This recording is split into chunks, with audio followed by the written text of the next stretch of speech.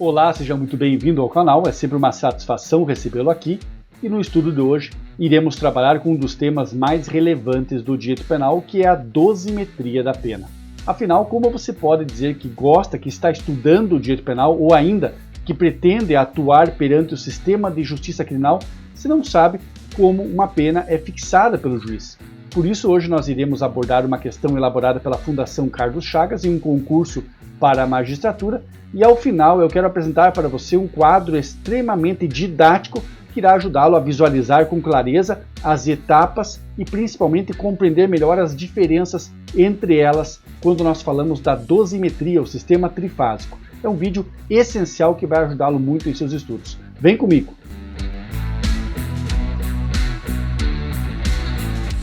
E se você ainda não se inscreveu no canal, faça agora e ative as notificações para não ficar de fora de nenhum dos nossos lançamentos. Aqui você encontra um material de qualidade feito especialmente para lhe ajudar.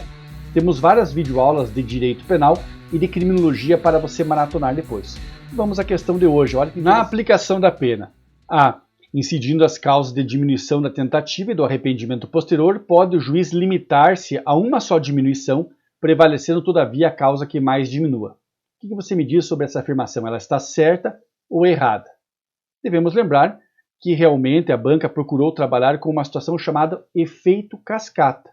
Quando nós temos mais de uma causa de aumento ou de diminuição que estão previstas na parte geral, elas incidirão cumulativamente. Esse é o efeito cascata. Agora, em se tratando de causas de aumento e diminuição da parte especial, nesse caso o juiz pode optar por uma só delas, a que mais aumente ou a que mais diminua. E esta é a exata redação do artigo 68, parágrafo único. No concurso de causas de aumento ou de diminuição previstas na parte especial, pode o juiz limitar-se a um só aumento ou a uma só diminuição, prevalecendo, todavia, a causa que mais aumente ou diminua. Cuidado, porque devemos lembrar que tanto a tentativa quanto o arrependimento posterior estão previstos na parte geral do Código Penal. A afirmação está incorreta. Na sequência, letra B.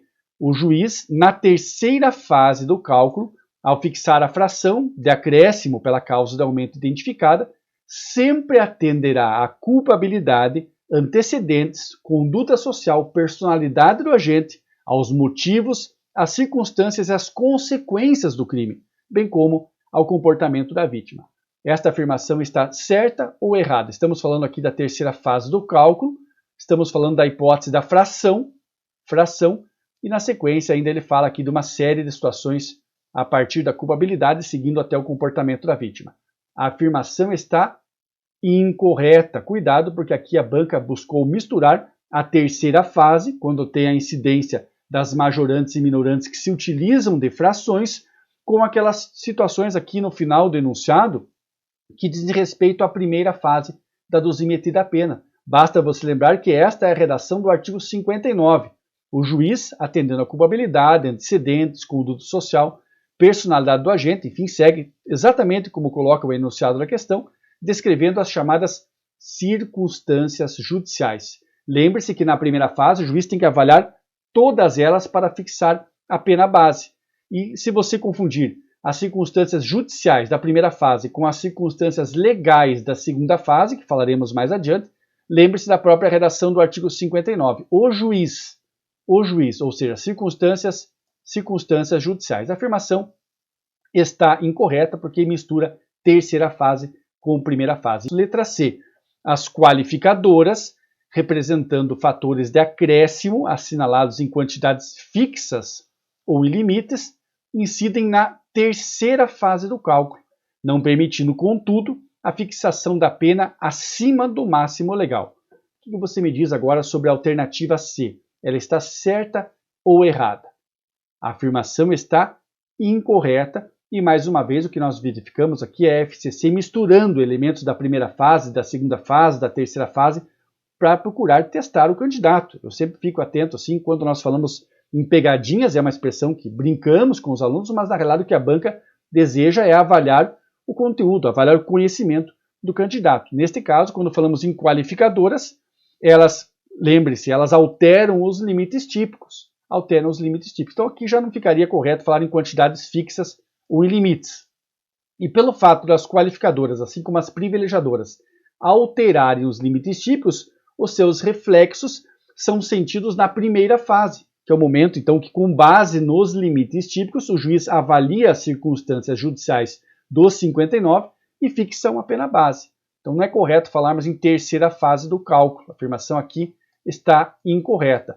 E também devemos destacar, claro, que não permitindo, contudo, a fixação da pena acima do máximo legal. Veja que o mínimo e o máximo legal é justamente o que estará previsto na qualificadora. Ou seja, a banca procurou aqui pegar elementos de todas as fases e fazer esse balaio de gato para tentar confundi-lo, ou melhor, para tentar testá-lo acerca do seu conhecimento. A afirmação está também incorreta. Letra D. Se concorrerem duas qualificadoras em um mesmo crime, aceita a jurisprudência que só uma delas incida como tal, podendo a outra servir como circunstância agravante se cabível. Então, estamos falando aqui da presença de mais de uma qualificadora, a exemplo do que pode acontecer no crime de homicídio, e vocês já devem ter visto na mídia, nos meios de comunicação, enfim, até em conversas de corredor de fórum, essa expressão, homicídio duplamente qualificado, homicídio triplamente qualificado. O que você me diz? Certo ou errado? A afirmação está correta, mas ela precisa de alguns reparos. Realmente, estando presente mais de uma qualificadora, no caso concreto, o juiz avalia uma delas como qualificadora e a outra o juiz considera como agravante, ou em algumas situações até como circunstância judicial. Não podemos falar de um homicídio, tecnicamente falando, um homicídio duplamente qualificado, porque nós não podemos qualificar duas vezes. Vamos pensar na hipótese do homicídio. Ele é simples e possui uma pena de 6 a 20 anos, e ela é importante, esses limites são importantes para a primeira fase, para a fixação da pena base. Estando presente uma qualificadora, como ocorre com aquelas situações do parágrafo 2º do artigo 121, o juiz qualifica, deixando os limites de 6 a 20 e passando para 12 a 30. Ponto. Aí, se eu tenho mais uma qualificadora, o juiz considera essa qualificadora lá na segunda fase, como uma agravante, ou, a exemplo do que ocorre no furto, como uma circunstância judicial. O furto também, existem várias hipóteses, várias qualificadoras, estando mais de uma qualificadora presente, uma qualifica e lá no furto será considerada como circunstância judicial. O que não pode acontecer é uma dupla qualificação, como eu disse agora há pouco, né? 6 a 20 passa para 12 a 30. Do que seria uma dupla qualificação daí 24 a 60, 36 a 90? Vejam que isso é totalmente impossível, por isso tecnicamente incorreto falarmos duplamente, triplamente qualificado. O juiz qualifica uma única vez e depois as demais situações ele encaixa daí ou como agravantes ou como circunstâncias judiciais. Lembrando que, claro, isso não se confunde com um bis in idem, exatamente o contrário. No bis in idem, que é uma situação obviamente proibida, eu tenho a mesma situação avaliada duas vezes, considerada tanto na primeira fase como na segunda ou na terceira.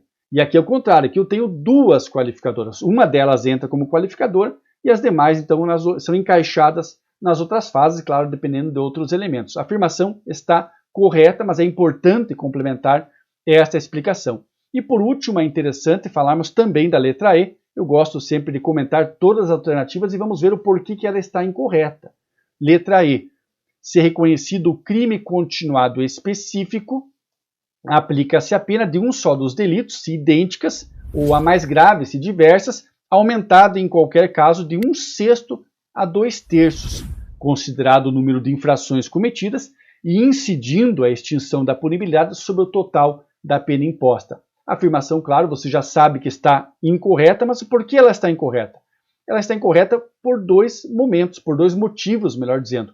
Primeiro, aqui a fração não está adequada, porque quando nós falamos do crime continuado, realmente aqui no crime continuado 71 caput falamos em um aumento de 1/6 a 2/3, mas vejam que o enunciado faz referência ao crime continuado específico, que é a situação prevista no parágrafo único, e que prevê um aumento, olha que interessante, de até o triplo.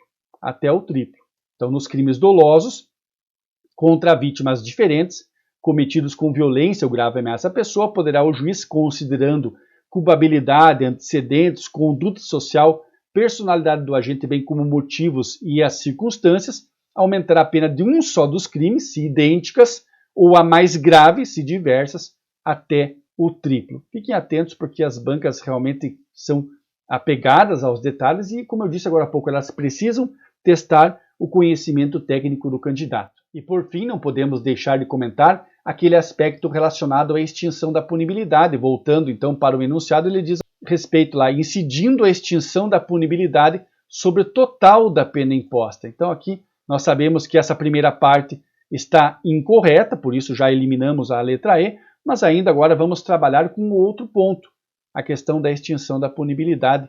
E aqui lembramos da redação do artigo 119, ou seja, a afirmação naquela parte final também está incorreta. Veja o que dispõe o artigo 119. No caso do concurso de crimes, a extinção da punibilidade incidirá sobre a pena de cada um isoladamente, e é claro, ali nós estamos falando de uma hipótese de concurso de crimes.